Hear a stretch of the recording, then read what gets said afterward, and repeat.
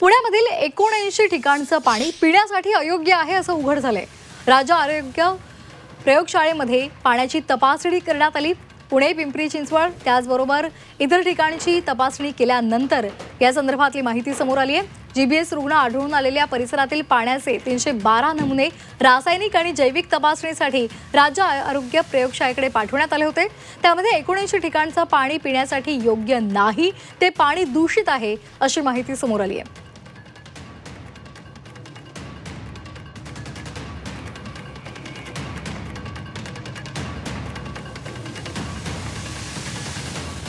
तर मध्यंतरीच्या काळामध्ये जीबीएसचे रुग्ण पुण्यामध्ये वाढले होते। सातत्याने त्या रुग्णांमध्ये वाढ झालेली होती आणि त्यानंतर त्या पाण्याचे नमुने तपासणीसाठी प्रयोगशाळेमध्ये पाठवण्यात आले होते।